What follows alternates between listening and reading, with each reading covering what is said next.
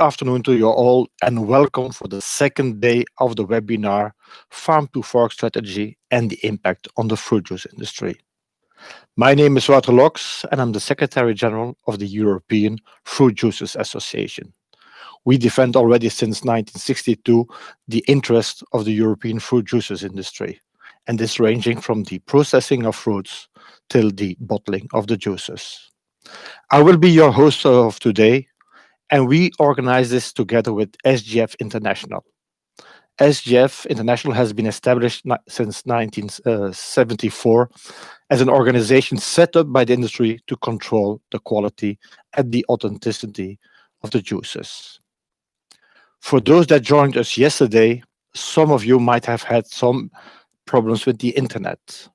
We do apologize for this inconvenience, which was due to some technical problems at the streaming. But we have recorded the session of yesterday as well as today, and we will make them both available on our website. Back again, there is a possibility to have some questions. For this, we use the application Slido. You can access Slido through your mobile or your tablet by scanning the QR code or following the link on your laptop. You can already pose the questions during the presentation, so you don't have to wait until the end of the presentations. I will now hand over the moderation of this session of today to Nenad Dragicevic of SGF International. Nenad, the floor is yours.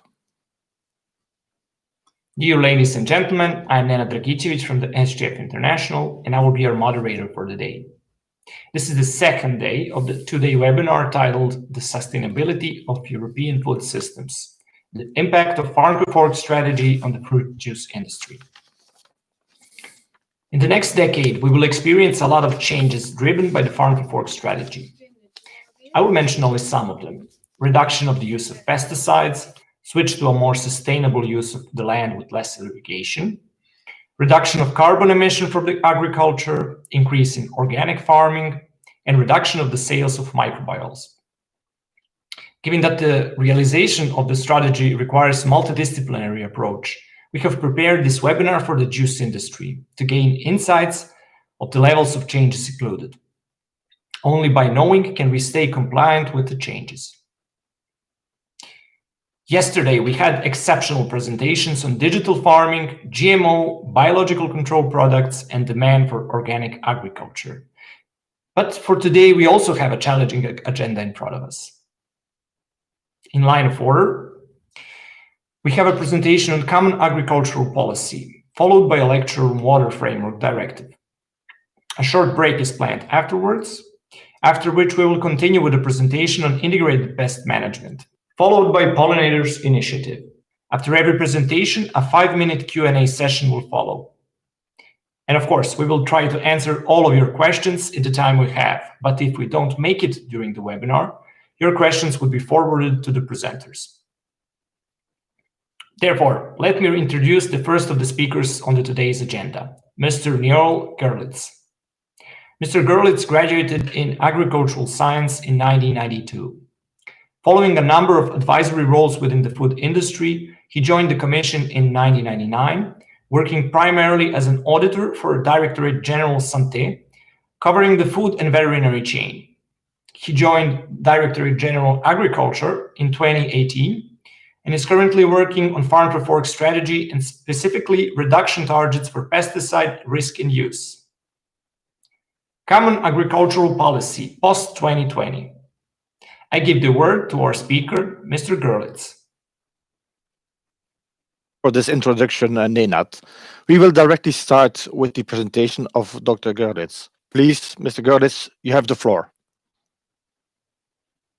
Thank you very much for that introduction. Not quite doctor yet, but anyway, to maybe give you, entertain you for the next half hour or 20 minutes in terms of a presentation on the Common Agricultural Policy and how it is intended to support the implementation of the farm-to-fork strategies concerning, particularly in regard to pesticide reduction targets. As you're aware of, there are two targets, one in terms of the overall risk reduction, and a second one relating to the reduction of 50% in volume for the category 3 pesticides. Now, my colleague Andrew Owen Griffiths will speak at length about that and what the colleagues in DG Sante are doing to with regard to the implementation of that. But I want to speak initially with regard to what the Common Agricultural Policy is doing to support the farm to fork strategy.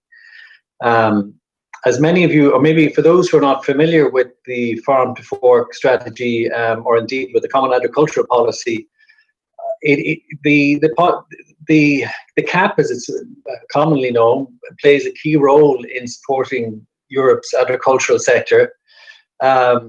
I suppose in the past that has been, it's had a very different focus, but now we're more focusing on managing the transition to a more sustainable food production, and also to support the efforts of farmers to contribute to the objectives in the Green Deal.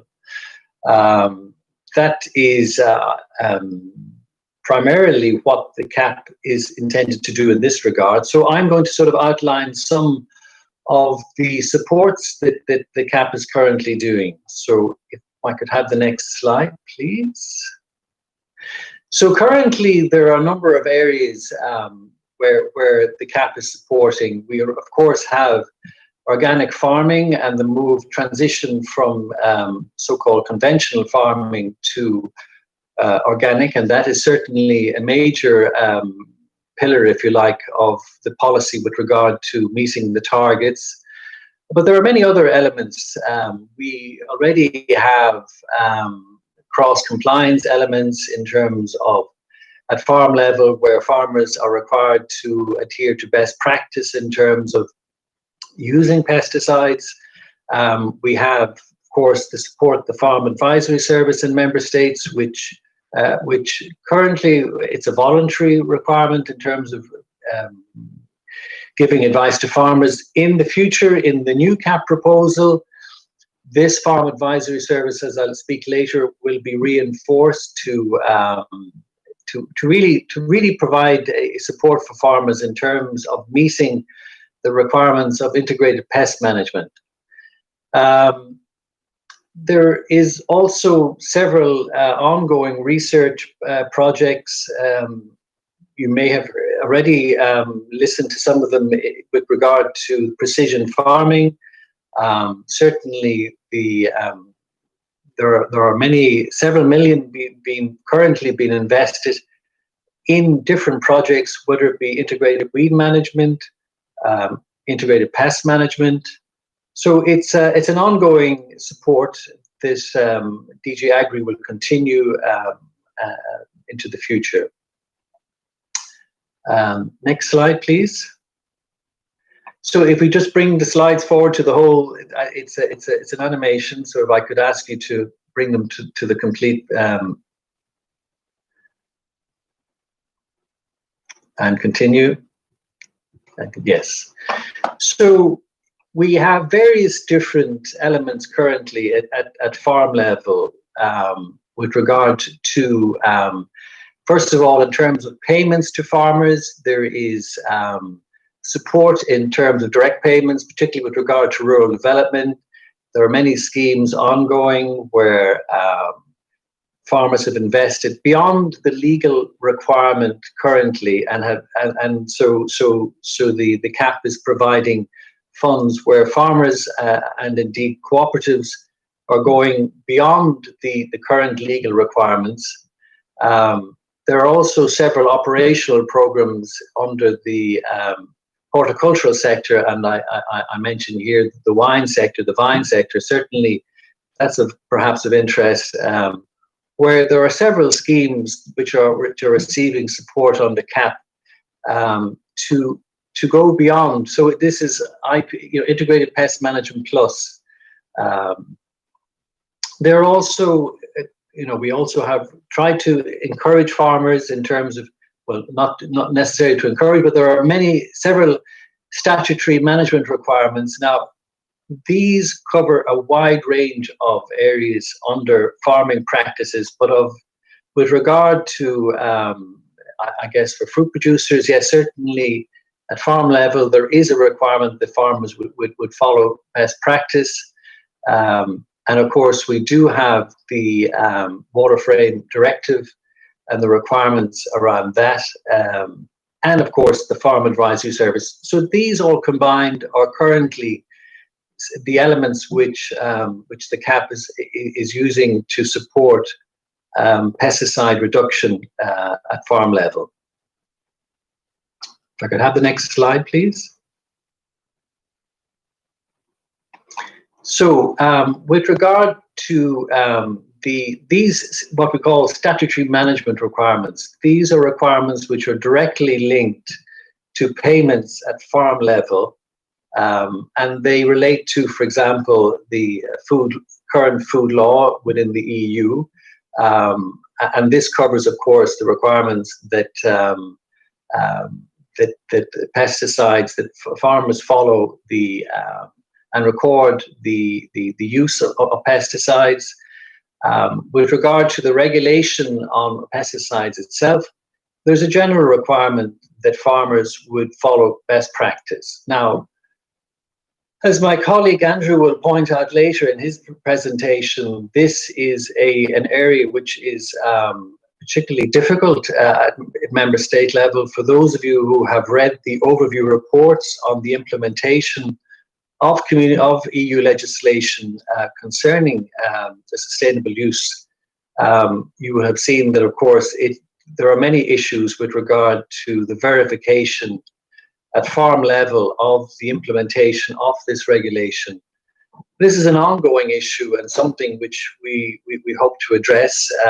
Certainly the colleagues in Sante are working on it in terms of providing and encouraging member states to put in place criteria which would enable not only the verification by the competent authorities of the implementation of this regulation, but also would provide a baseline by which perhaps in the future such payments may be better tied to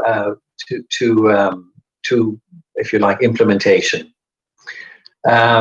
There is also this concept of good agricultural practice in terms of the the good agricultural practice and environmental condition.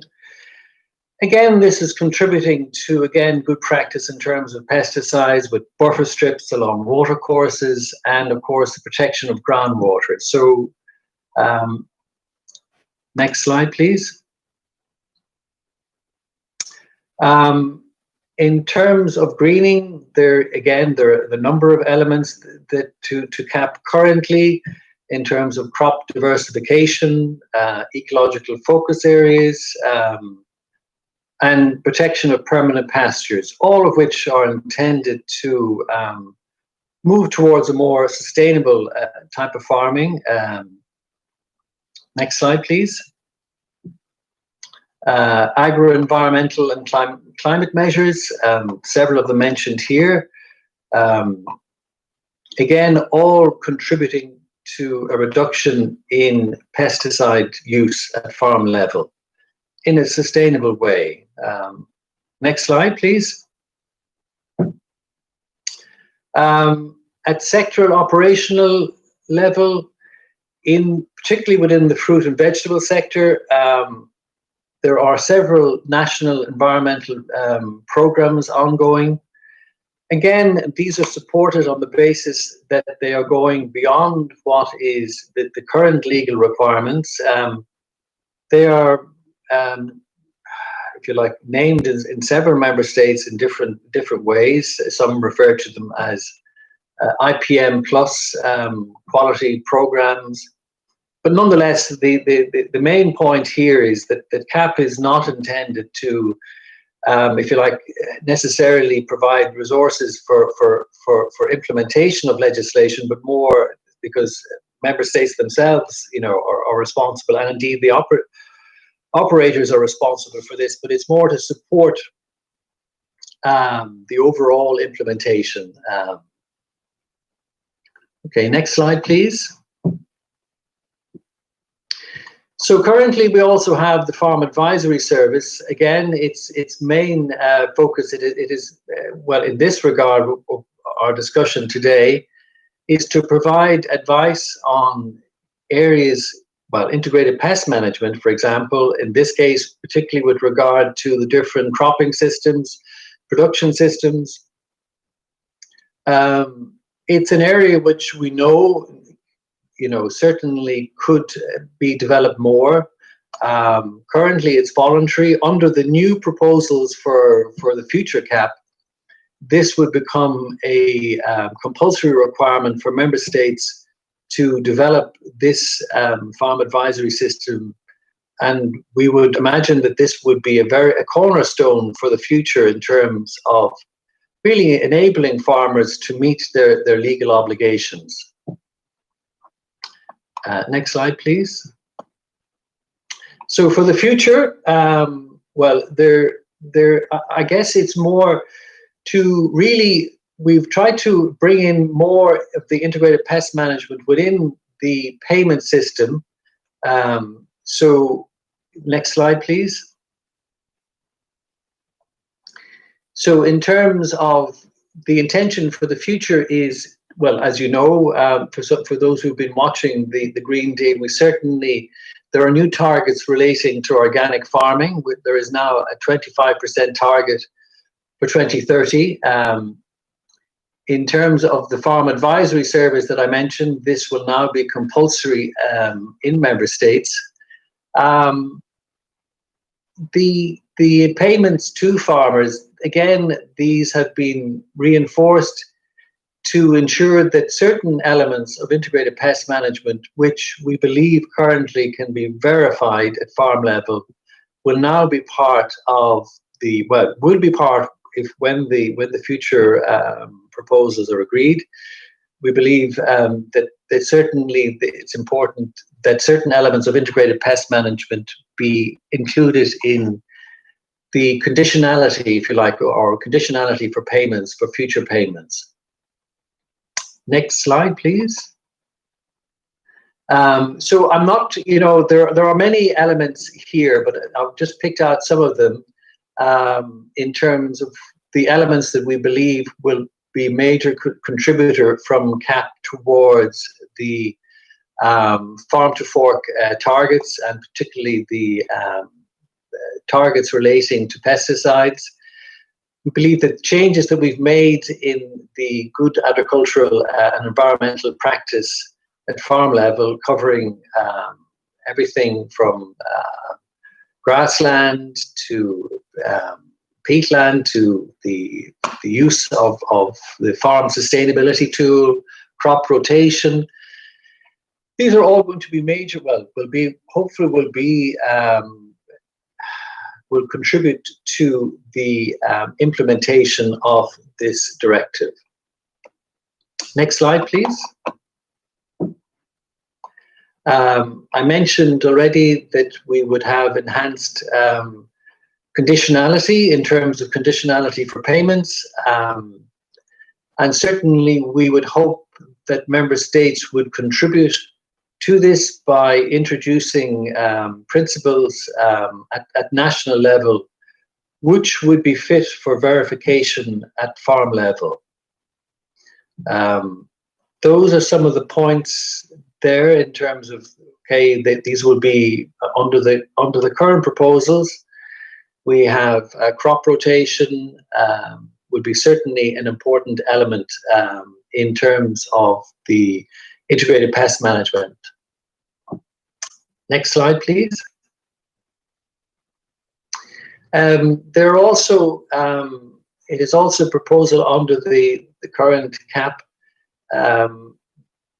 to extend the eco schemes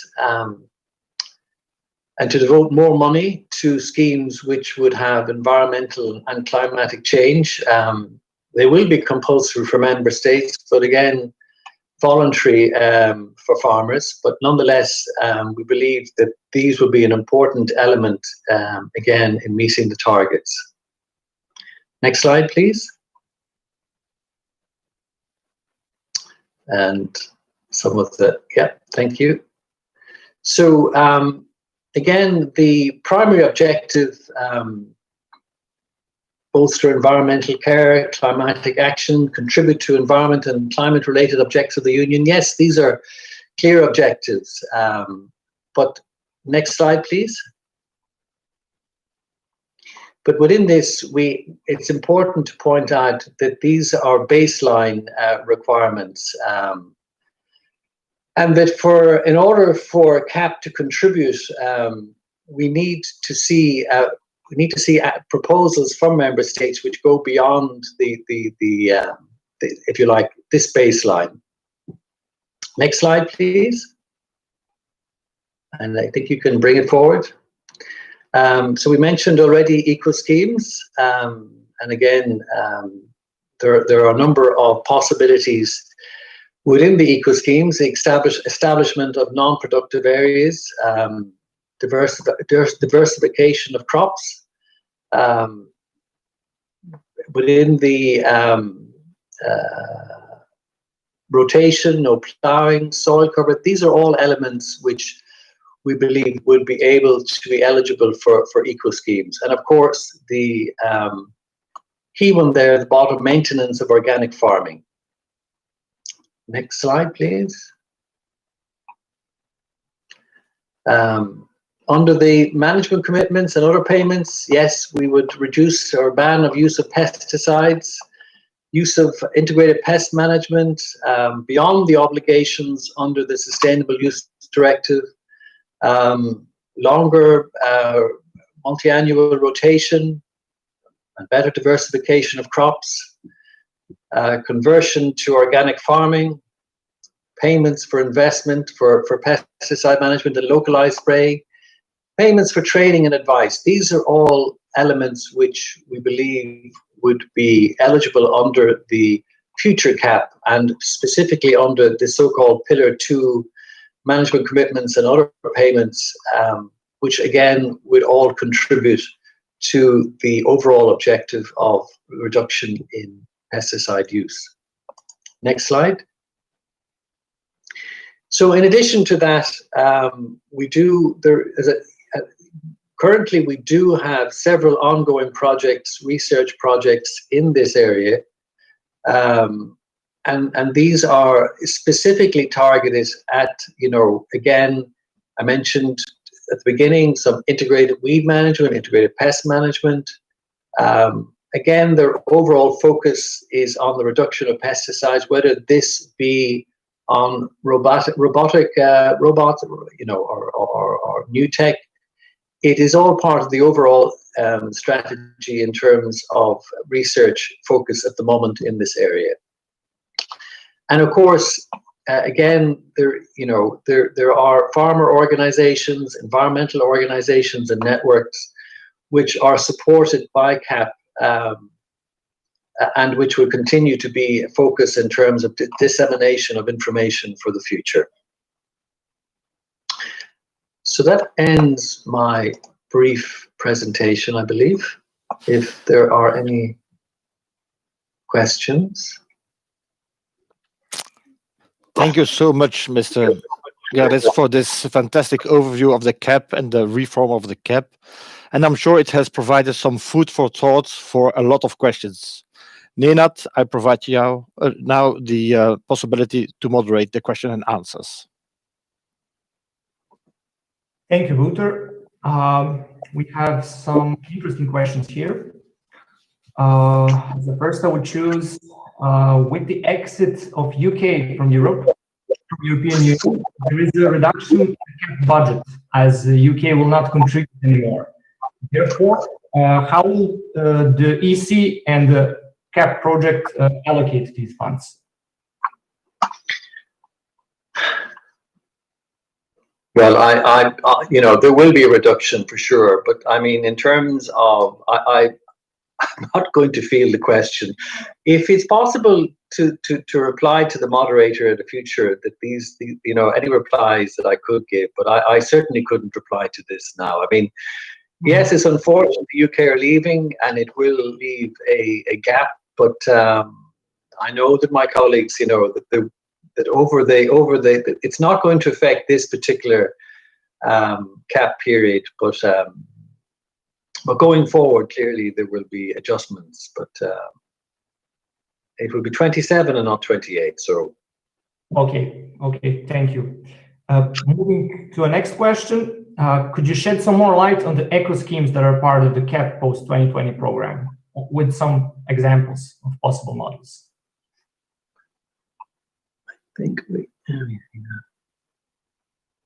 Well, we talked about already under the eco schemes, we talked about the conservation of agricultural, for starters, the maintenance of organic farming, well, certainly that would be an important element within the eco schemes, given that the target for organic farming is 25%, and for many member states, there is quite a distance to go. So this will certainly be a major focus for eco schemes going forward, for the transition from conventional to this type of farming. But of course, there are also the other classic examples, the establishment of non-productive areas on agricultural land around watercourses. I mean, diversification of crops on rotation, including leguminous. I mean, these are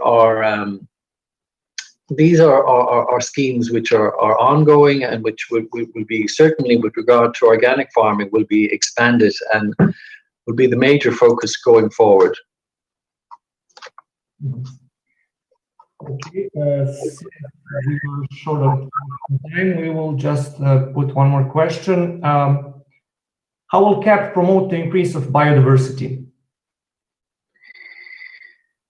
Well, certainly in terms of the reduction in the use of pesticides, particularly for those pesticides which are in this category 3, the so-called candidates for substitution, and the overall reduction in pesticide risk, which these two targets will be fully supported by CAP in terms of its initiative. So, and many of the things we've just talked about. So certainly from a point of view of reduction in pesticides, that would be a major contributor, but so also will be the conversion of land to organic production, returning land to fallow. These will, and also the measures relating to hedgerows. These will all in themselves will hopefully have a significant contribution.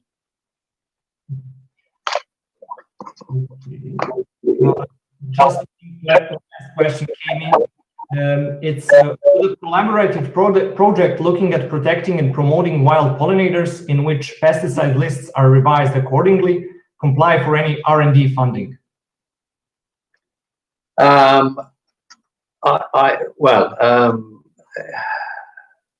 are a number of research projects currently ongoing that relate in this area.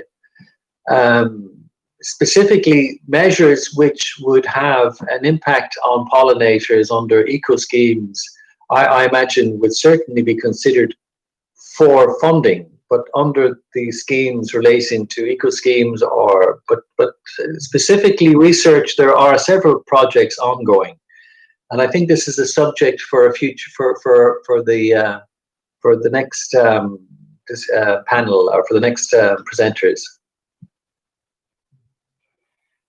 Okay. So maybe it's a question to come back with it. I think it's a question also for to bring to some of the other presenters that are coming next. Okay, thank you very much for your answers. Back to you, Wouter. Thank you so much, Nenad. Let's continue to introduce our second speaker, Dr. Wally. Next on the agenda, we have Dr. Caroline Whaley, who leads work on pollution and water industries at the European Environment Agency, with a focus on the Urban Wastewater Treatment Directive and Chemicals in the Water Framework Directive. Before coming to the EEA, she worked in a range of water and marine policy areas at the Department of Environment, Food and Rural Affairs, the so-called DEFRA in the UK. The Water Framework Directive. Ms. Whaley, the floor is yours. Hello, everybody.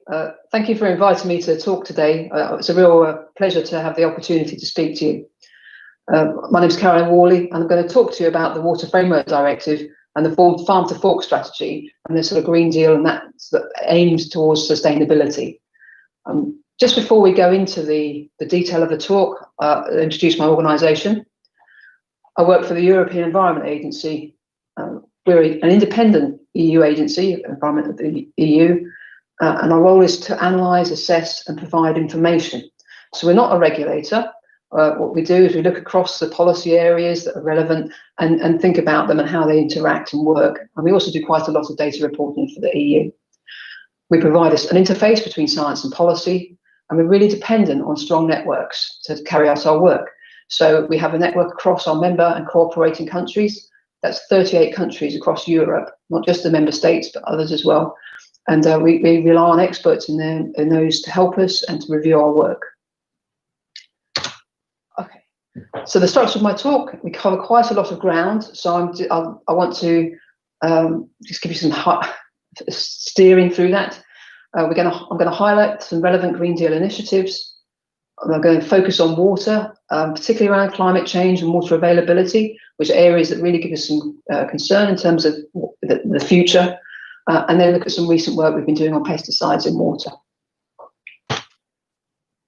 So I'll put what's been happening in European environment policy. There's been a lot of work on here. I'm sure you've heard quite a lot already during the conference and before about the Green Deal that was launched last year. And that's got particularly relevant here is the Farm to Fork and the biodiversity strategies. They were published in May. We're expecting the chemical strategy to be published later this month, which will look about partly about the regulation of chemicals, but also around reducing the hazardous chemicals that are available in society. We've got the circular economy, which is about making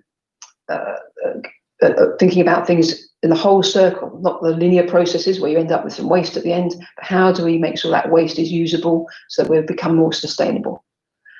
And then we've got the Zero Pollution Action Plan. That's due out in May next year or later next year, and it's basically sort of saying, going to give us some real markers and measures for how do we know if we're getting towards zero pollution. So that's due out. That's all under the Green Deal. But we already had quite a lot happening in relation to water and environment. We had the 8th Environmental Action Plan, which follows up on the 7th. That's due out later this year.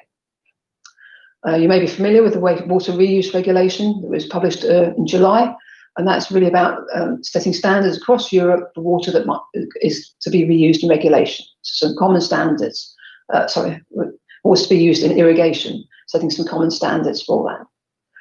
Then the recast Drinking Water Directive, that should be available later this year.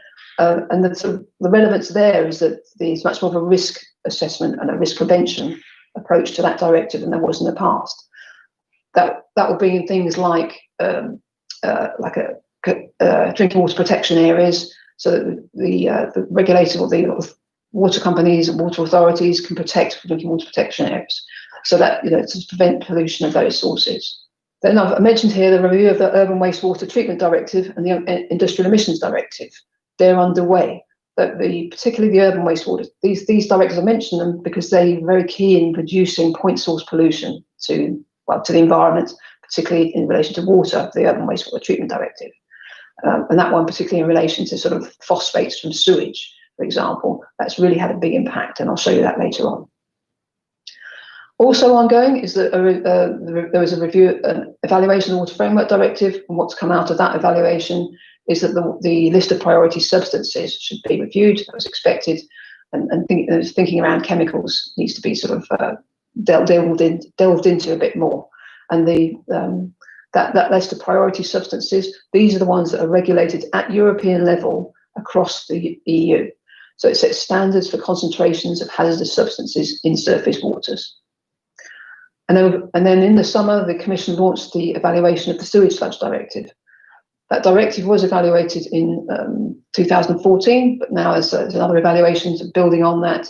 And just to remind you, that directive is about the quality of sludge that goes to agricultural land mainly. Okay, so it's going to focusing on things like micropollutants.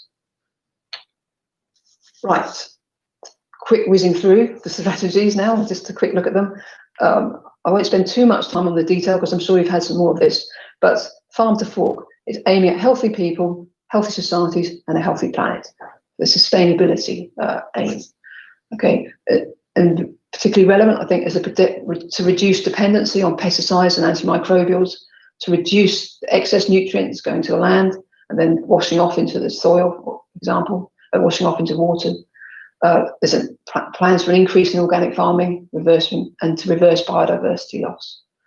And the biodiversity crisis, you may have heard about this now, but there's a real concern in Europe and beyond about the loss of sensitive species and the loss of habitats that allow sensitive species and other species to exist, because that gives us resilience. If we narrow down to sort of very, very sort of particular and rather limited number of species, that's not only losing the quality of our environment, but it also makes us less sustainable. And it's also, the Farm to Fork also talks about the bio-based economy. So it's thinking about not creating waste, but how can we reuse things and to become more circular, for instance, like gas generation.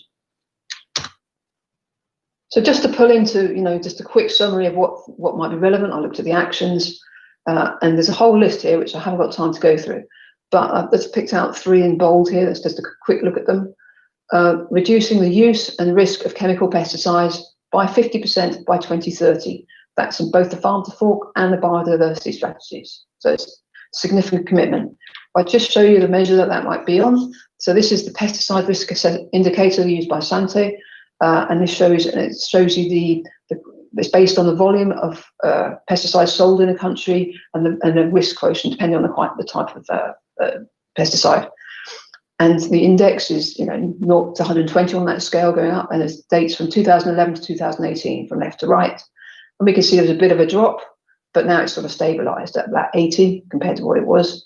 And I would imagine that the 50% target, we don't know yet, but I would imagine you're talking about 50% from the more recent dates, so from that 80 figure. So that's a big change. Okay, that's a big change.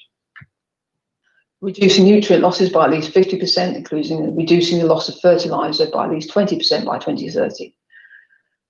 We already know that there's been efforts to reduce losses of fertilizer. I can show you something about that in a minute. But this is a big change. This is a big reduction, and it's to reduce pollution of, for example, to reduce pollution of waterways. We see blanket weed, we see clogging. That affects the biodiversity, affects the quality of the water. So that's another big target there. And then this bottom one, I wanted to explain it because it's quite complicated. It looks quite complicated, and it is. It's the guidance for measures to review water abstraction to restore ecological flows in river basin management plans 2023. Okay, river basin management plans are the plans set out under the Water Framework Directive. This guidance will be for countries to can set up measures to review water abstraction. So that would be that, and that's set for 2023. So we can see that probably is aimed that would then come into effect with the water framework, with the river basin management plans that are planned in 2027. And the ecological flow is that some abstraction is so high, takes so much water out of the river or the stream that there's no flow there, or there's insufficient flow to maintain a natural biodiversity. So that will be a natural ecology. So that's what that guidance, okay, it's going to come up. You can see it's some way off in the time, but that's the sort of thing that's being brought in by the biodiversity strategy. Okay, now we're moving to the water legislation. And I think it's useful to think about what are the underlying principles. Legislation dates back to 1973. So it goes quite a long way back in the EU's history, in the European Community's history. And we could think about big rivers crossing European countries, and if you've got one country upstream polluting the water so that the country downstream can't use that water, that's a clear imbalance within the community. And so, if you can't drink the water, that's not very helpful. Okay, so the pollution issue has been really from quite an early stage has been a part of the water legislation, part of the EU's interest. More recently, we think about water availability, although that has more national control over or interest in that. Another key principle around the water legislation is to provide a level playing field. If you've got one country that allows operators to pollute the water, and they don't have to have very good processes, they can pollute it, and all the costs basically are lost to the environment, that the operator's not paying for that. And you've got another country that's saying, no, you've got to really have good processes so we don't have to pollute the water. Then and that costs the operator because they're taking on board the cost of that pollution. Then you've got an unequal playing field. The polluting operator gets away with cheaper costs. So part of the water legislation is therefore to even up the standards so they've all got the same standards to pay for. Obviously, we want to aim for sustainability. We want to have a good environment in the long term, and that water is available not just for the environment but for ourselves as well into the long term. And underlying this also, since 1992, it's been written into the Treaty of the Functioning of the EU, is the precautionary principle. If we suspect there might be a problem, we should prevent it. We should be careful of that and not do it rather than carry on until we find there's a problem. Because in environmental terms, you carry on until you find there's a problem, it can be very difficult to resolve. Once the pollutant is out in the water, it's out in the environment, we can't really get it back. Okay, it's very unusual to get it back. So there's precautionary and think from that perspective, protect our waters. So the Water Framework Directive, it was agreed in 2000, and it's a common approach to managing European waters. So that's rivers, lakes, transitional or estuarine waters, coastal and groundwaters. So really a common framework. And it's done through river basin management plans, and those are typically done by the national authority or the regional authorities. And then if the river crosses international boundaries, then there's international river basin management plans. And the WFD, it considers what's affecting the quality, the status of that water body. So if the status isn't good, and there's all sorts of measures for that, then what measures should be taken? So from the 2016 reporting, so that's the second river basin management plans, we can see what sort of pressures on agriculture were, what was reported by countries as being pressures. And it was water abstraction for irrigation, for example. It was diffuse pollution, principally from nutrients and pesticides. And it's hydromorphology. Hydromorphology, and that's changing the natural flow of the water. So it's storing water, draining the land, reclaiming the land. And these all affect the natural flow, but also the organisms that can live in the water. And they impact on the ecology and the biodiversity. And in cases where pollutants go out to downstream, they go out to the rivers and down the rivers and into the marine environment. And the pressures aren't even uniformly distributed across Europe, but they're higher in Western and Southern Europe and lower in Eastern Europe. So you can see where you've got more intense agriculture, that's where it's higher. Looking at the nutrients, I referred to that before, we can see, so this chart just shows us the amount of nitrogen, kilograms of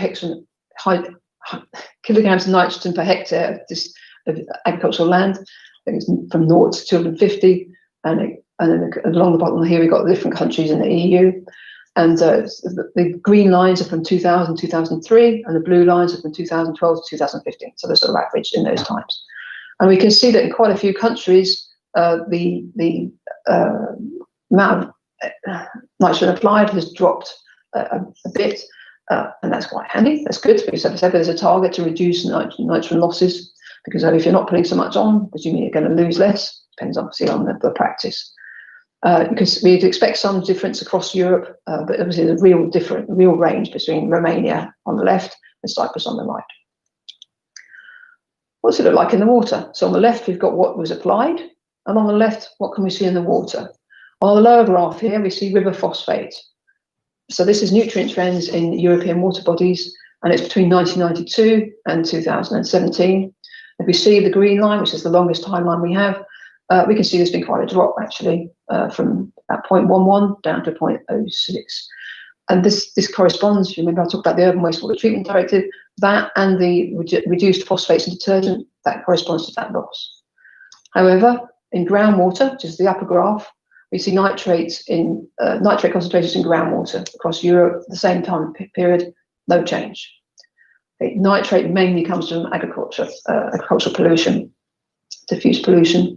We know that groundwaters take time to respond to changes, but to see no change is sort of it's a bit depressing, because this is where we want to see the change, to reduce it to more natural levels.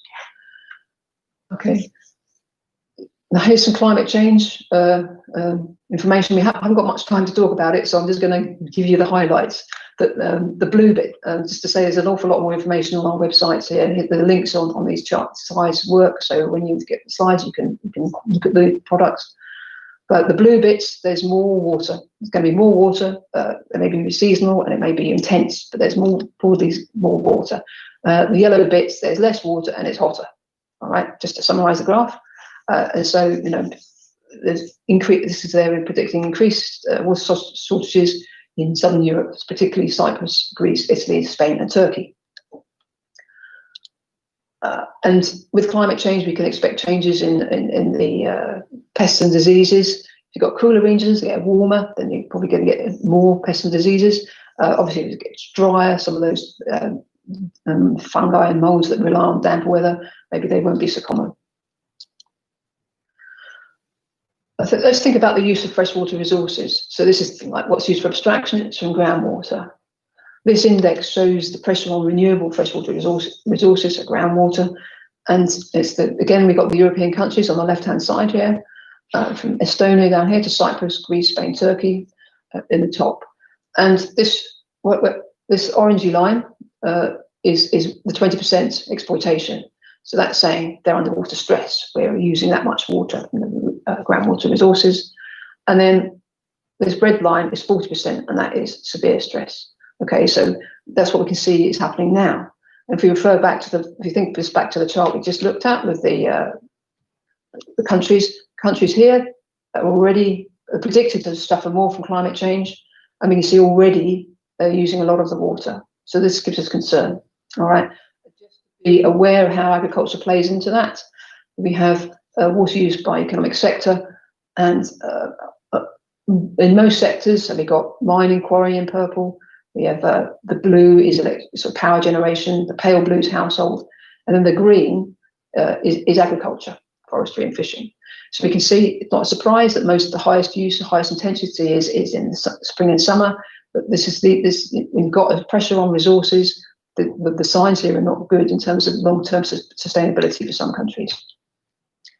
Just coming to some work we've been doing on pesticides. Here we show, based on the second RBMPs, Basin Management Plans, the number of water bodies failing for pesticides, 111,000 surface water bodies. There's 25 countries here. And basically the top one here is 700. Okay, so we've got groundwater, we've got nationally identified pesticides, and we've got European priority substances. So 700, maximum 700 out of 111,000 isn't very many. Looks like there's no problem. Is there or not? This is in contrast to the pressure that we know that there's a lot of scientific concern about pesticides. We could conclude that reporting is right. There isn't a problem. Could be true.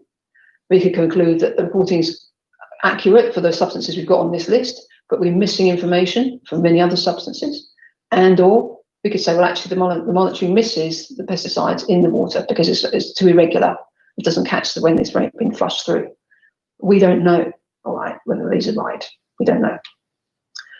So that's a concern. It's setting off the alarm bells. Think about the precautionary principle. And then we also have issues of mixtures. And mixtures is really quite concerned at European level in terms of chemical mixtures.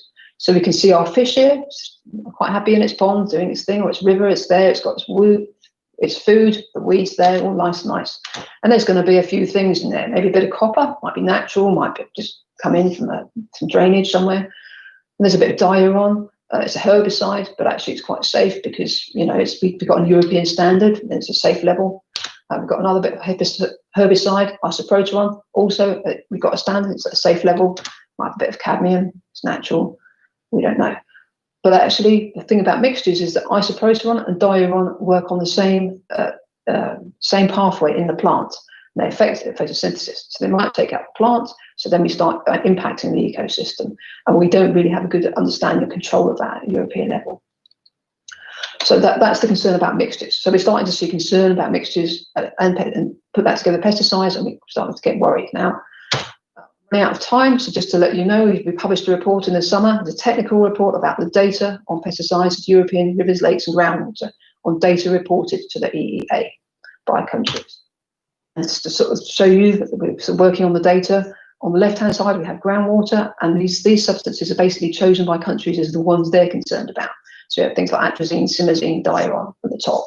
On the right-hand side, in surface waters, the substances we see there are basically the priority substances. So those are the ones that are monitored most frequently.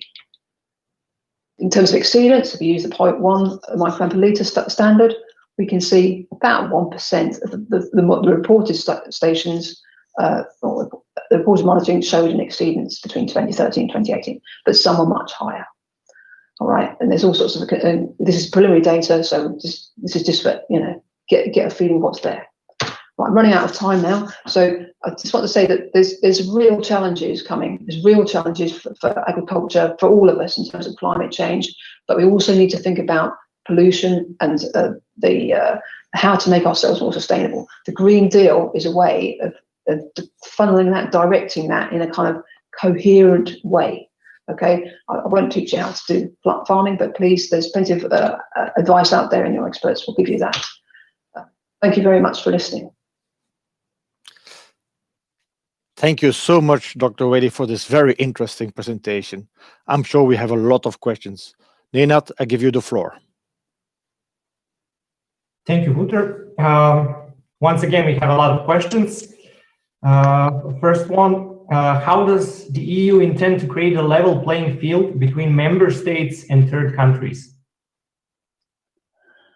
So thanks for the questions. I think there's in relation to water, the EU actually works quite hard in neighbourhood, what they call the neighbourhood policy. So there's quite a lot of activity, for instance, with the countries that are on the eastern border and on the southern border. And my colleagues work, for instance, in sort of North Africa, the North African network, as well as in the eastern countries, and it's called the Neighbourhood Initiatives. And so, because water is a transboundary issue, we've described that, and you'll be familiar how that works. And clearly, there's also sort of security issues at play here. I mean, the EEA has a membership of 38 countries, like I said before. Quite a lot of those will be from the eastern side. For instance, we have Balkan cooperating countries. And then in terms of the chemicals areas, well, you'll be familiar with the EFSA and the food standards, trying to make sure that the food's safe in terms of food, and trying to limit banned pesticides or pesticide residues in our food. So that's there's sort of chemicals area and there's water area. But there's some activities done which maybe aren't so public, but do go on in relation to this kind of activity. Okay. The next one that we have is the following. The list of priority substances in Water Frame Network directory has pesticides already banned in Europe. But how often will this list be updated with the continuous ban of pesticides? Yeah, that's a good question. So the list of priority substances is set by a daughter directive of the Water Framework Directive. It's called the Environmental Quality Standards Directive. So that was set originally in 2008, which set the first 33 substances. And there was an update in 2013, which has added another 12 substances or groups of substances. And there should have been an update 6 years after that, it would have been 2019, but that got held back because there was a review of the Water Framework Directive. And until that evaluation, it was an evaluation of it, until the evaluation was done and we could see what was going to happen with the WFD, any update on the list of priority substances has been held off. That process has now started again. Now the WFD is not going to be opened up. So there's a review of the list of priority substances. That should be sort of 6 yearly. But I think it's, what's covered under the WFD in the terms of priority substances is only a very small subset of all the pesticides that have ever been used, let alone that are still approved now. And really, you should see that the ones that are in the priority substances are kind of the most harmful. They're really the most toxic or harmful in water. So not all the pesticides will be that harmful in water because they may be volatile or they do other things. That's not necessarily their toxic route. And the priority substance is toxic to or via the aquatic environment. So for some substances in there, not necessarily pesticides, but they're harmful to humans because we eat fish and the substances accumulate in the fish, for example. But the way to see the WFD, it's a safety net. We've got source control, which is trying to prevent harmful substances getting into the environment. And we can see the pesticides legislation is an example. Try and reduce the pesticides getting into the water. That's number one. Let's not get them in the water. Benefit is, how can we monitor it? How do we check it? And the WFD is that monitoring of a limited set that's required at European level. Member states do much more, but there's a limited set that are required to be reported at EU level. So there is an update, but it won't cover all the restricted pesticides. It's just going to be it's only ever going to be a subset of those. We just got one additional question about this one. So is there already an approximate date when this list will be updated? So the process for the review of the priority substances list is just kicking off. So what happens is that it's a collaborative between member states. Collaborative member states and the Commission. So they develop dossiers on substances which might be a priority substance, have the profile of it, as in they're toxic enough, they occur enough across Europe to need monitoring or to need reporting at EU level. And that's a sort of technical assessment. Then the Commission will draw up a proposal that will go to trilogue negotiation, and then that would then take some years to come into effect. So in terms of when it might appear, I mean, it's not before another 2 or 3 years, I would have thought, given where we are. So maybe 3 years, and then basically then countries will be then implementing that for the 2027 river basin management plans. So that's the sort of timescale we're looking at. Okay, thank you very much for your answers. And Wouter, back to you. Thank you so much, Nenad. As announced, we have now a 10 minutes coffee break, so I'm looking forward to seeing you all back within 10 minutes.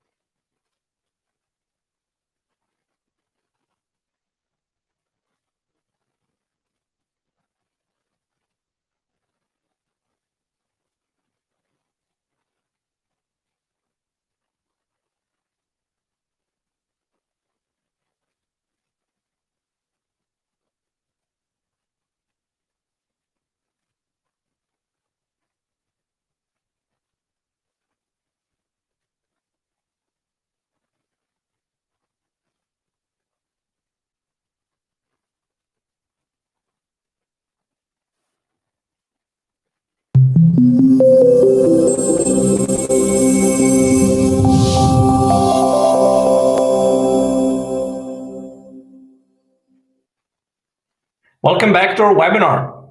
Advancing on, our next speaker, Mr. Andrew Owen Griffiths, is the head of a unit in Directorate General Santé, responsible for conducting audits on pesticides, organic and plant health, and also has policy responsibility for sustainable use of pesticides. Within his responsibility falls the achievement of a reduction in pesticide use and risk as one of the objectives of the Farm to Fork strategy, and the review of the sustainable use of pesticides legislation. The principles of integrated pest management. Mr. Owen Griffiths, the floor is yours. Okay, so hello and good afternoon, everybody. I'll start off by introducing myself. My name is Andrew Owen Griffiths. I work for DG Santé, DG Health and Food Safety, where I'm the head of the unit responsible for carrying out audits and evaluations on a range of issues, including organic farming, plant health and pesticides. I'm also responsible for the Sustainable Use Directive, and obviously in the context of this discussion on sustainable foodstuffs and the Farm to Fork, there is a significant impact here because the Sustainable Use Directive aims for the sustainable use of pesticides. And there are a number of actions announced under the Farm to Fork, including the targets pertaining to pesticides and the review of the Sustainable Use Directive that are specific actions mentioned. Now, I want to start by I understand you had previous presentations that will have touched on the European Green Deal and the Farm to Fork, but just to set the scene very quickly, the European Green Deal announced under the von der Leyen presidency includes a number of different areas or activities. One of these is the Farm to Fork strategy, launched in May 2020. And the aim of the strategy, the overall goals, are to support a transition to competitive food. And by food, we're looking at the whole food chain, so from farm to fork. So not only production of food, but consumers and food processing, the whole chain. You might ask what a sustainable food system is. This slide here gives you a definition of what we understand by a sustainable food system. So what we're aiming to achieve by a sustainable food system. You'll notice it also includes ensuring and maintaining food safety and public health, which are not for compromise, but also to preserve the affordability of food and to understand the economic aspects of producing sustainable and safe food. The Farm to Fork strategy was published alongside a number of stated actions. You've already had presentations, I think, on the Water Framework Directive, and you've had a presentation from DG Agri on CAP strategic plans. So one of the actions which is very important is the 9 objectives of the Common Agricultural Policy, where the Commission will support Member States through the CAP strategic plans, national strategic plans, to meet the objectives of the Farm to Fork. Of most interest here is the revision of the Sustainable Use of Pesticides Directive, which will bring us on to the issue of enhancement of integrated pest management. Also complementary to that, the increase in organic farming, the organic farming sector is complementary, as are issues regarding fertilizer use, but I'm not going to go into detail on those. The strategy also includes a number of targets, and these are listed here. And one of those is where the Sustainable Use Directive is directly applicable, is to reduce by 50% the overall use and risk of chemical pesticides, and specifically to reduce the use by 50% total of the more hazardous pesticides, what we call the candidates for substitution. Obviously, the other targets, in particular the 4-fold increase in organic farming area, or nearly 4-fold increase in organic farming area to 25%, is complementary because it should also affect the pesticide reduction. I ought to stress these targets, which are announced, are not in legislation. They're not legally binding. They are aspirational targets as part of where we want to go with the Farm to Fork strategy. And obviously, we hope that all stakeholders, that member states, and industry will buy into these targets as well. Consideration may be given at a later stage to including these in legislation to have them applicable as a legal requirement, but at the moment they are aspirational and forward-looking targets that set the direction we want to move in. So focusing on pesticides, the first target, this 50% reduction in use and risk, is based on an existing indicator. So the methodology and the data sets are strong. We have data from 2011 on sales of pesticides, and that's what this is based upon. Because there are different qualities for pesticides, some are relatively low risk, some are higher, we then categorize all the active substances into groups, and we weight the different groups. So the obvious idea here is that it's better to use lower risk pesticides than higher risk pesticides. So as well as encouraging an overall reduction, we're trying to ensure that doesn't lead in the sales and the use of more hazardous substances. This next slide then just explains in more detail those different categories and that categorization. As I said, it's based on an indicator that exists. So we have data from 2011. So this is called Harmonized Risk Indicator 1. Now, obviously, the target that we've been talking about for 2030 is from a starting point of 2017, so data from 2017. But historically, we can see that over this period of 2011 to 2018, we have a 17% reduction. So we're going in the right direction. But obviously, to reach a 50% reduction by 2030, between 2017 and 2030, that graph's going to have to go down more rapidly and consistently throughout that period.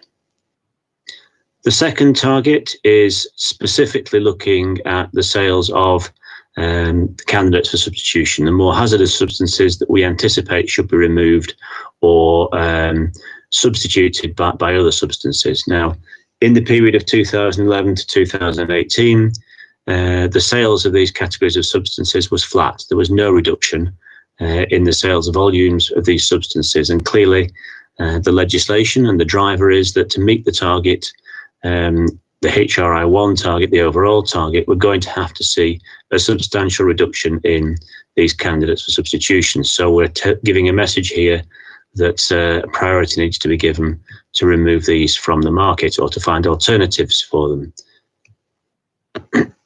So how are we going to achieve these targets?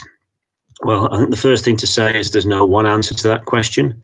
We need an approach by all actors, by the Commission, we'll do our part, by our politicians, by member states, by industry, by stakeholders, and by farmers.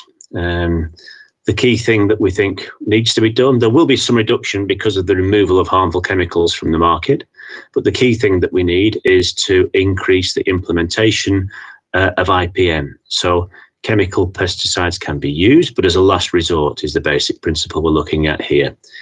With IPM, it's in legislation, it's clear what IPM is, but we don't have good enforcement and implementation of IPM. We believe there's greater potential for broader use and more systematic use of IPM. We've seen some very good examples of IPM use, but we don't see it systematically used or applied. To support that, we will also need an increased availability of lower risk alternatives, what we call a farmer's toolbox, to give them the choice to choose lower risk substances. And we could also look at the incentivization through the Common Agricultural Policy. As mentioned, another driver will need to be the reduced sales of candidates for substitution, and this will be a priority for research and for member state action to remove these from the market. And we also expect that the shift to organic farming should also result in a decrease in the use of chemical substances. I don't want to go into detail on legislation, but this is the legal requirement in the Sustainable Use Directive at the moment on the principles of IPM, so promoting low pesticide input pest control, to have the information and tools available to allow users of pesticides to be able to apply IPM. Member states should explain in their national action plans how IPM is applied. And then member states should ensure that all professional users implement IPM principles. Integrated Pest Management, or IPM, doesn't say we can't use chemicals. It says that we favour the prevention of the use of pesticides. We look at all steps necessary before pesticides are used, and if we have to use substances, we prioritise non-chemical methods and lower risk pesticides. In the directive, and I'm not going to go through this in huge detail, there are 8 principles of IPM, and these are explained in detail if you want to look at the annex to the directive. But in essence, the first principle is that we look at all tools available to prevent pests in the first place so that we don't need the intervention. There's a range of actions here that can implement. This could be soil quality, it could be agricultural methods, it could be the use of environmental measures, it could be the use of competitive varieties, resistant varieties, crop rotation, other agricultural practices. We then should monitor for the specific pests that are threatening the crop, and only when we reach a specific and defined threshold for the presence of the pest do we then look at interventions. The interventions, we should prioritise first of all non-chemical interventions, so biological controls, physical interventions, agricultural practices to reduce the pests. And then if we have to provide and apply a pesticide, we're applying as specific as possible a pesticide so it only affects the one pest that we're interested in, and that we apply mitigating measures to ensure that the pesticide is applied at lower levels, low drift nozzles, for example, targeted application, and making sure the dose rate's correct. And having done that, we then look at making sure there's no resistance to pesticide by monitoring and closing that loop, so making sure that the application has worked. One of the problems we have is that the legislation doesn't require farmers to keep a record of how they've applied these principles, so it's very difficult for member states to check. Member states can check that pesticides have been applied, the requirements under 1107 for pesticide application records, but it's very difficult to check how people have not applied pesticides, how they've used the IPM principles, because there's no requirement for them to be recorded. So this is where we are. We are currently revising the Sustainable Use Directive. We're at the early stage. We've just done the impact assessment for the inception and started the evaluation. We've been through feedback. We had 360 comments through the feedback. We welcome further comments on the basic principles of the revision of the Sustainable Use Directive. We will start with an external evaluation later this year. There's various things will be considered in this review. At the moment, they're all open, but one of the possible considerations is possible allocation of reduction, the targets that we've already talked about amongst member states. There's a lot of work going on with the new CAP and CAP strategic plans, but I understand Niall Gillett gave you a presentation on this yesterday, so I won't repeat myself. And that's me finished. Obviously, if you have any questions, I'm happy to take them. Thank you. Thank you so much, Mr. Owen Griffiths, for this fantastic presentation and overview. I'm sure we have a lot of questions. Nenad, the floor is yours. Thank you, Wouter. First of the questions is how will the training and transfer of knowledge to the farmer be approached?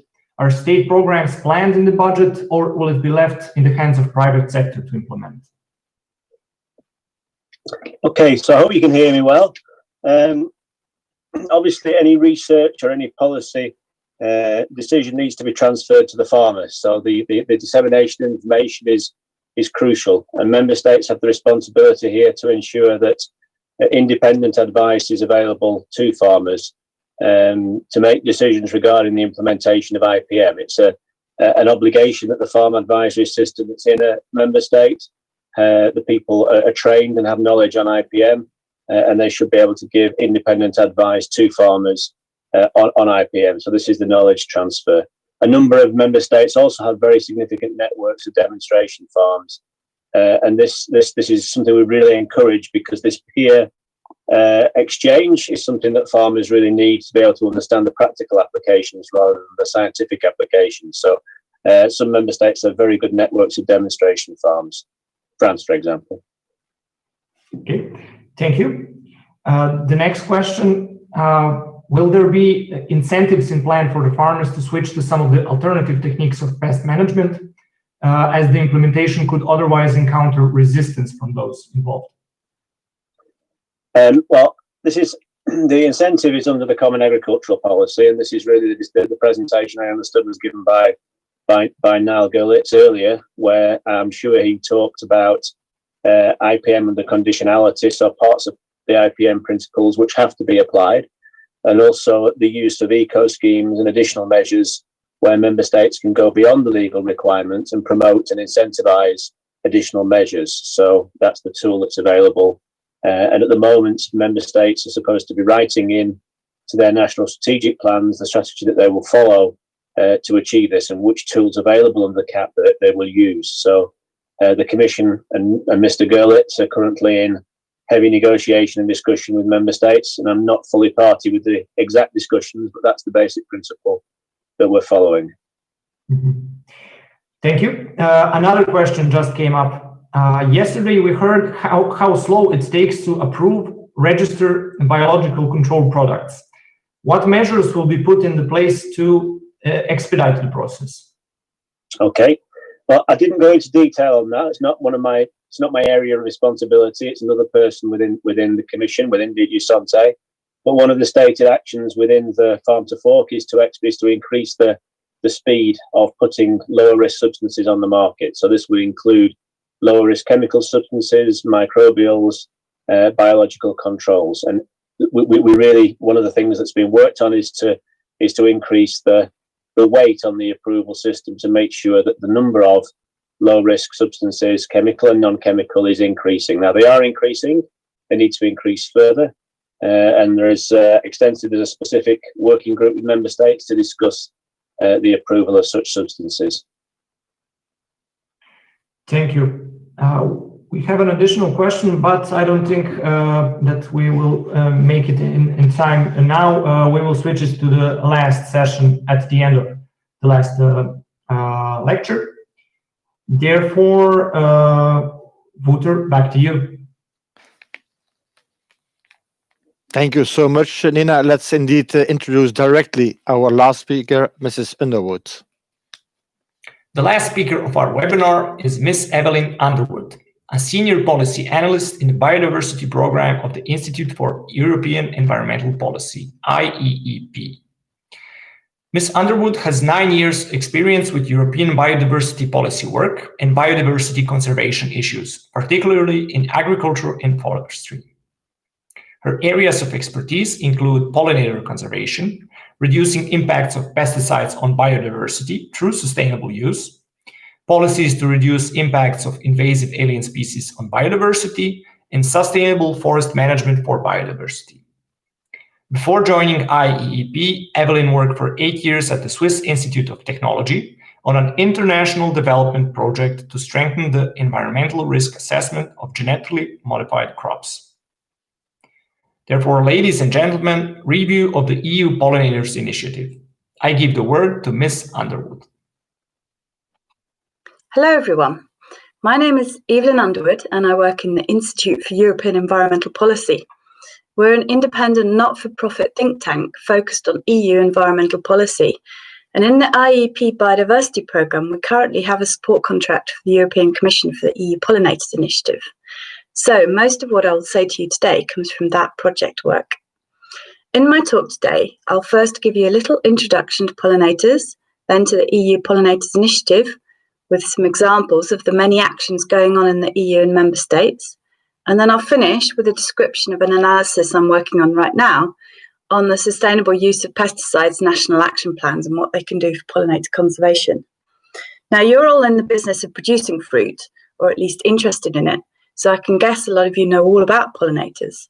I'll be brief just to refresh your memories, but I've included information and sources on my slides so that those of you who wish can dig deeper afterwards. And I'm very interested to hear from you all and your experiences. So my plan is to leave plenty of time for questions and discussion after I've finished speaking. I hope that you'll be busy thinking of questions and comments whilst I talk. To start with, what are pollinators? As you know, a pollinator can be any animal that moves between the flowers carrying pollen from one flower to the other. But here I'd just like to point to the diversity of pollinating insects. It's not true that the honeybee is the most important or efficient pollinator, though of course when a set of hives are placed in an orchard, the sheer number of bees tends to dominate the flower visitors. However, for apples and pears, for example, the solitary bees called osmia, or mason bees in English, are actually more effective pollinators. Bumblebees are the only ones who can reach inside most legume flowers. So they're the only effective pollinators of peas and beans, clover and alfalfa, for example. On oilseed rape, hoverflies are helpful pollinators, and they are also likely to be important pollinators of other open-flowered crops, simply because they're very abundant and everywhere. And this is partly because the most common species are less bound to semi-natural habitats than our solitary bees. And we shouldn't forget that hairy flies, wasps, moths and butterflies, and some hairy beetles are also pollinators, and this tends to get ignored because little is known about their importance for commercial crops. So why are pollinators important for crops? Pollination is of course essential to fruit yield in some varieties, but it can also stimulate fruit yield in varieties that are not completely dependent on insect pollination. For example, by increasing the oil content in oilseed rape. But also important is its effect on fruit quality. Increases the nutrient content, for example, improves the shelf life of strawberries. And the diversity of pollinators is important for crop pollination. A study showed that when there are more wild pollinators, there's more pollination even when honeybees are present in cropping systems across the globe. And when there's a greater diversity of pollinators, there's more pollination than when only a few species are present. Different species do different things. They behave differently, they fly to different places in the orchard and at different times of the year and day. Solitary bees are more likely to fly across the rows in an orchard, whereas honeybees tend to go systematically from one tree to the next down the row. And this might not be what you need to get pollination across your trees. And why are pollinators important for nature? It's important to remember that pollinator conservation is not just about producing more and better fruit. Over 3/4 of our wild plant species depend on insect pollination, and these are the basis for our natural and semi-natural habitats, supporting the rest of the food web and lots of other ecosystem services.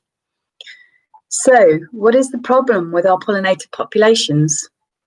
Studies have shown a dramatic decline in the species richness and abundance of wild pollinators in some parts of Europe, notably in the UK, Germany and the Netherlands, where there's good monitoring data, particularly on the wild bees and butterflies. But there's evidence at the global level too of the loss of species diversity. This graph is from records made by experts in the global GBIF database. So I think across the EU we can say that there are worrying signs. At the same time, experts can't currently conclusively say how big the problem is everywhere, because we just don't know.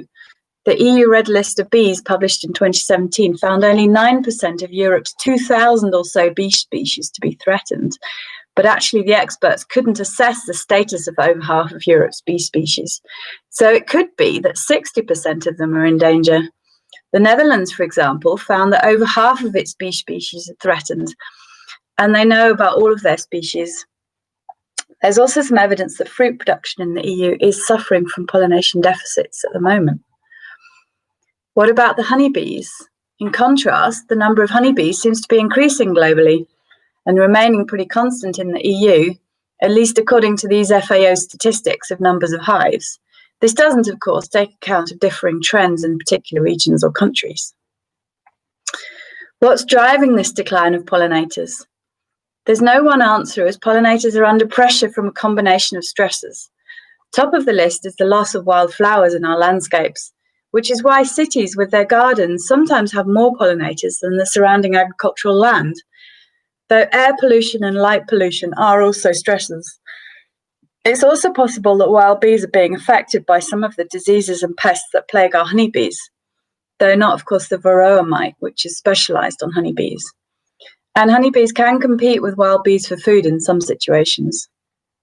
Climate change is having a big effect too, but this is benefiting some species whilst putting others under more pressure, notably bumblebees in southern Europe. But clearly one of the main drivers of decline in Europe is agricultural intensification and all that comes with it. This picture shows the progressive simplification and intensification of an agricultural landscape and the way this affects the diversity of wildlife by removing food in the form of flowers and shelter as nesting and hibernating habitats, by intensively cutting and fertilizing grasslands, fewer weeds and flowering shrubs, fewer and flower-poor field margins, and no other spare spaces in our agricultural landscapes, the edges, the corners that used to get just left, and of course by increasing fertilizer and pesticide use. And pesticide residues in soil and water can have long-term impacts and spread quite far away from the fields, as being increasingly shown, and of course as we have learned from the neonicotinoids. So what's the EU doing to respond to this situation? The EU Pollinators Initiative was launched by the Commission in 2018 after the International Panel on Biodiversity and Ecosystem Services published its influential report on pollinators and pollination.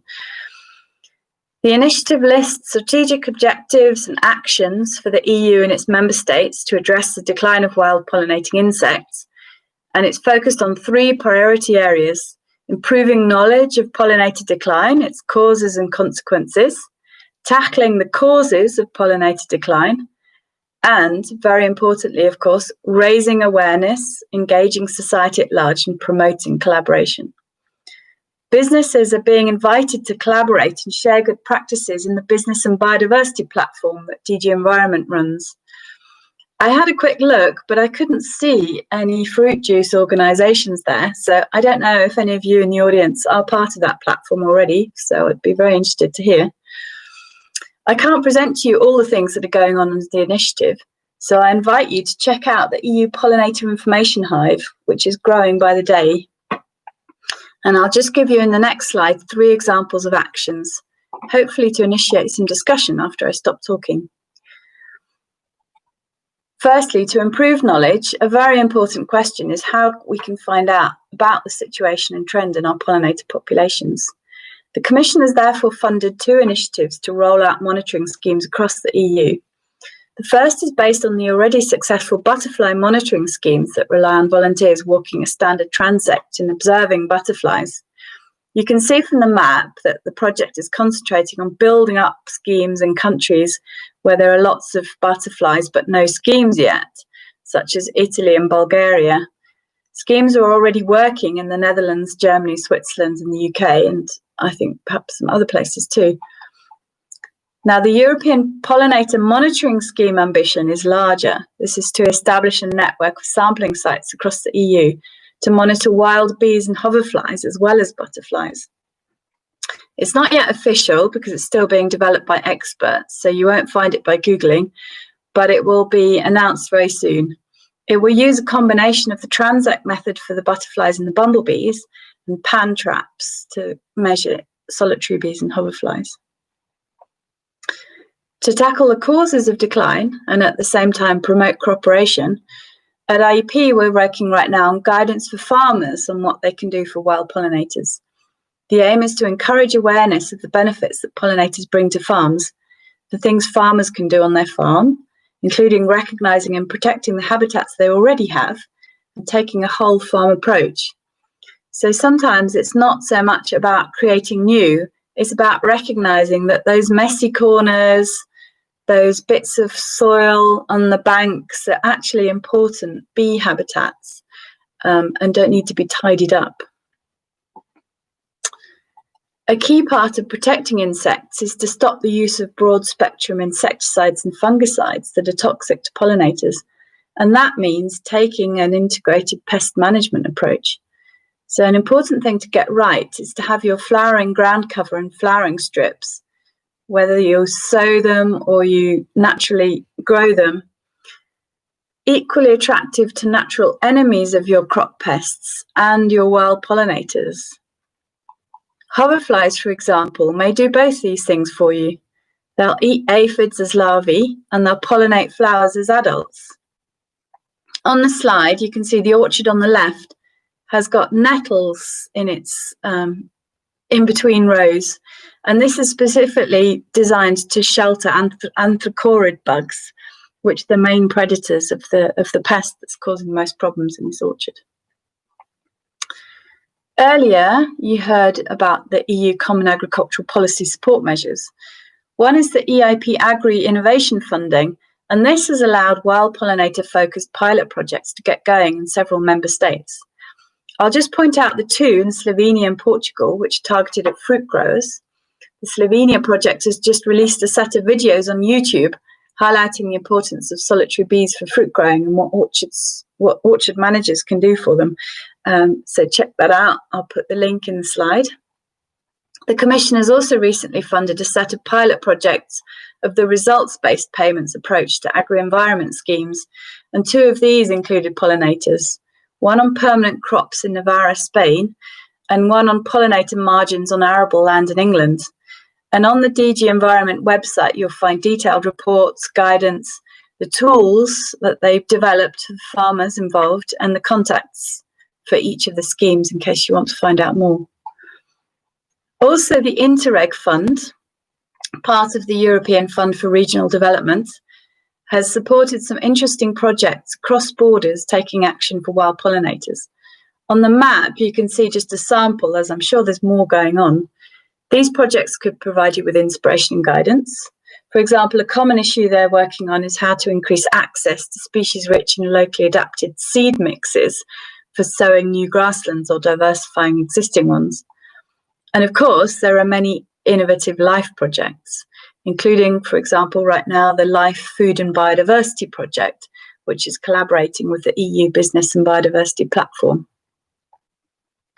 An issue we are working on right now, IEP, is looking at member states' national action plans on the sustainable use of pesticides to see what they're delivering for the protection of wild pollinators and what good practices could be included in future national action plans. The Sustainable Use of Pesticides Directive gives lots of scope for action that can be targeted at protecting wild pollinators and, of course, other biodiversity, including natural enemies of crop pests. We identified 7 types of actions member states could programme in their plans based on the different articles in the directive. Member states could set quantitative objectives, targets, measures, timetables to reduce the risks and impacts of pesticide use on pollinators. For example, the Swedish National Action Plan states the objective to limit the use of plant protection products which are harmful to pollinating insects to minimise the risks by 2022. Member states can identify and target monitoring at priority active substances at crops, regions or practices. Now, this requires knowledge of what you're targeting. So, for example, the Swedish Board of Agriculture and the Swedish Chemicals Agency are currently working on developing an up-to-date list of all the plant protection products which are known to be harmful to pollinating insects. So that's not just honeybees. Finland realised it didn't have enough knowledge, so the Ministry of the Environment is funding a 2-year study analysing exposure of pollinators to pesticides that kicked off last year. Those member states that have already developed pollinator strategies can ensure policy coherence by cross-referring to national or regional strategies or action plans for pollinators. The new French Ecofita plan is an example because it cross-links to the French national strategy for wild pollinators. Member states can control the impacts of pesticides on pollinators by specifying technology, training, spray rules, labelling of pesticides, and so on. An example for this, Belgium has set the target that all pesticide application equipment used in field and orchard spraying must have low drift nozzles by 2022.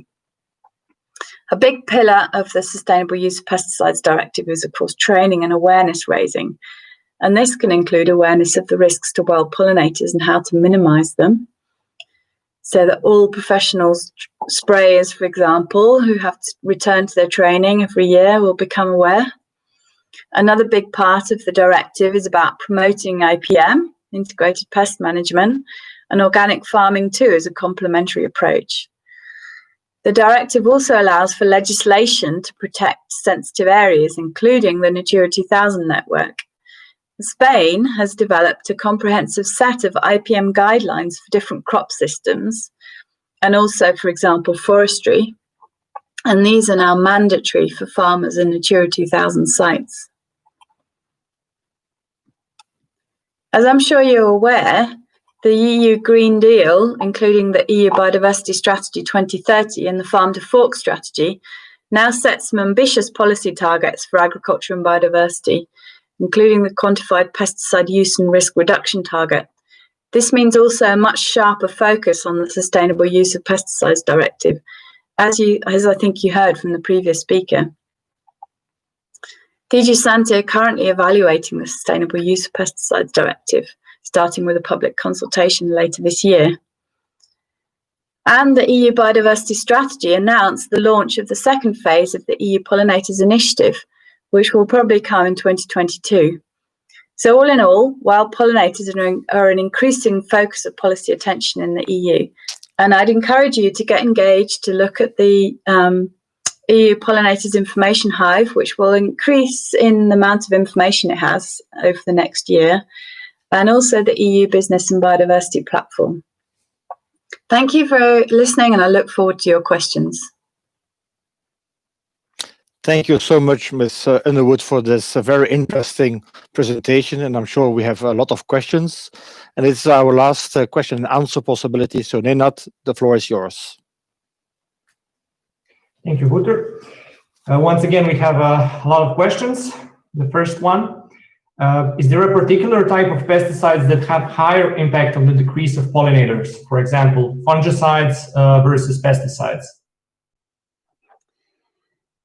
Insecticides are obviously the most directly damaging, but I would caution from drawing conclusions about broad groups, because it depends very much on the active substance. And also, we shouldn't forget the impact of herbicides. Now, herbicides might not be directly toxic to pollinators, but they are removing the food source for the pollinators. And fungicides are a group that have been neglected, so there's actually very little information on the toxicity of fungicides to wild pollinators. And there's some evidence that there's this synergistic effect between certain fungicides and certain insecticides, which makes the toxicity of the insecticides much higher than it would be if the fungicide wasn't applied at the same time. I can give a more detailed list by email if you contact me. Okay. The second question would be, if by 2022 nozzle applications of pesticides need to be modified, why not approve before the use of drones in the SUPD, which will apply accurately pesticides? So I'm not an expert on the new drone technology. So I understand that there are probably a lot of details that I'm not aware of. But I would wonder whether drones will really significantly reduce pesticide drift compared to the spray technology that you're replacing. So it's not necessarily assumed that because you're using a drone, you're actually reducing the amount of pesticide that's reaching the crop and then that's being drifted off in the air and in the soil. What drones might allow is a more precise application of pesticides when they're actually needed, which will avoid you applying pesticides in a prophylactic way before you really, you think there might be a problem coming, but there's not actually evidence that this application is needed right now. But for that, of course, the drones we need to have a lot of drones, and the technology needs to be available at the right time. So one of the barriers, for example, in arable farming is that the farmers don't always have access to the spray equipment when they might need it. So they're actually applying the pesticides on a calendar basis rather than a need basis. Mm-hmm. Okay. And one additional question, are there any incentives planned for the farmers if they, for example, maintain a wide pollinators habitat, for example, meadows, wild meadows or similar? So this goes back, I would say, for the publicly funded incentives, this goes back to the agri-environment schemes, particularly because they're the ones that are actually funding the flowering margins or the maintenance of a hay meadow that's full of flowers. That's one of the best wild bee habitats you can get. Greening had a certain effect in a few places because it encouraged more fallow, which was then either sown with species mixes that were attracted to bees, or it grew spontaneous weed vegetation. But actually very few farmers did do that. I mean, there are a few hot spots of particularly when farmers were, their awareness was raised through other things, and then they just, oh yes, I can use my EFA for this. And there are a lot of other things going on, of course. It's not just CAP funding driving this. So some farmers are taking action themselves, and there are also examples of private businesses that are incentivizing their suppliers to take action for wild pollinators, raising awareness. Local authorities also taking action. So on the EU Pollinators Information Hive, one of the things that is already available there are sort of fiches on each of the countries in the EU and short descriptions of different actions that are going on, including the private sector as well. So I'd encourage you to check that out. And we're always looking for better and newer examples to add to that information.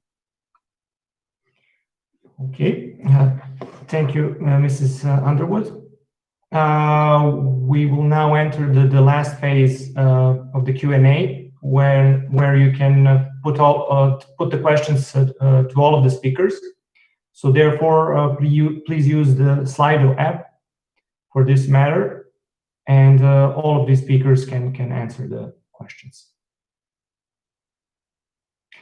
Okay, we have the first question. Chlorates are banned in the EU. However, according to the EC 2020-749, each MS should find a way to monitor it in the food. But how? Can any of the speakers relate to the question?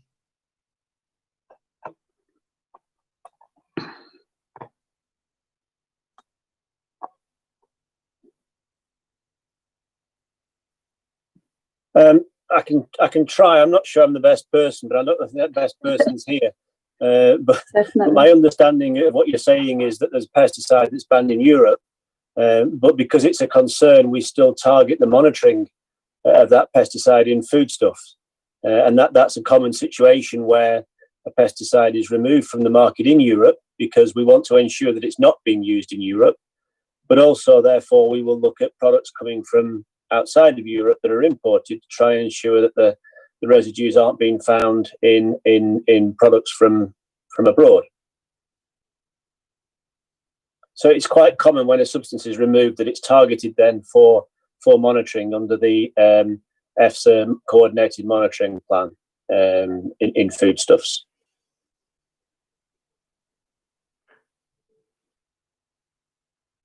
Okay. Thank you. I'll just check if we have any additional questions here. Let us leave an additional few seconds if any of the questions come up too. And of course, if anyone is not satisfied with the answer they receive, they should ask again.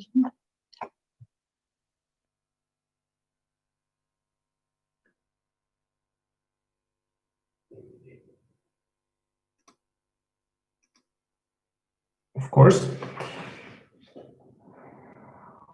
Okay, last chance to put your questions in.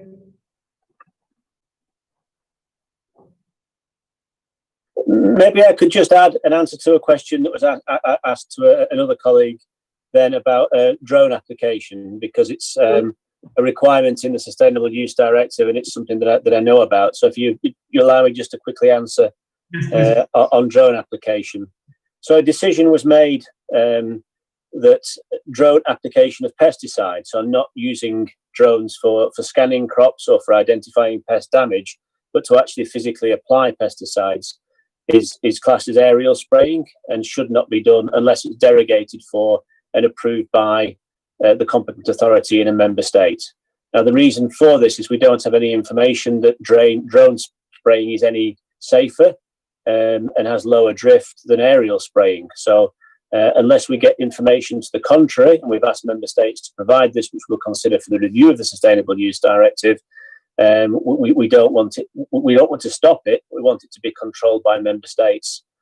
So at the moment, if you want to use aerial application, whether it's drone or otherwise, you can only do it in certain circumstances when it's approved by a competent authority and monitored. So aerial spraying comes under that. We would, though, encourage the use of technology to reduce pesticide needs. So for identifying areas of drought stress or areas of pest damage, to identify where pesticide application is needed, but not for the actual application of the pesticide itself. Thank you, Mr. Owen Griffiths. It seems that we don't have any additional questions.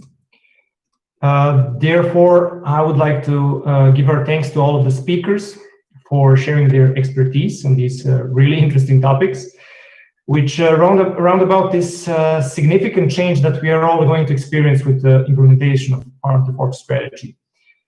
We hope that their presentations, but also the dynamic Q&A sessions, have been able to provide you with the answers for your questions.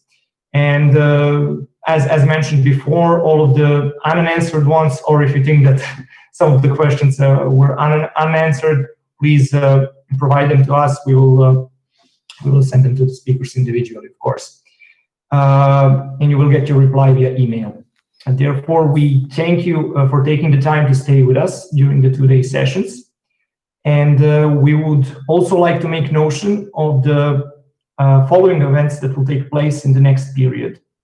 The SGF IFU Roadshow Asia on 7th of October, IFU Technical Webinar on 15th of October, and a Bears Academy Quality Management Year Conference on 5th of November. For more actual info, please find it on the pages of AIJN, the AIJN.eu, and SGF International, the SGF.org. Once again, we thank you for your attention and wish you a nice rest of the day. Thank you so much, Nenad. Also, I would like to extend my thanks to all speakers of the last 2 days for their very valuable insights on all topics that have been addressed in these 2 days. Also, thanks to all participants to have stayed with us. And as said, we will have the 2 recordings of the 2 days on our website soon available. Also, thanks to our moderator of today, Nenad, thank you so much, and our partner, SGF International. And finally, a thank to the company, De Firma, for providing the technology for this webinar. Wishing you all a fantastic day.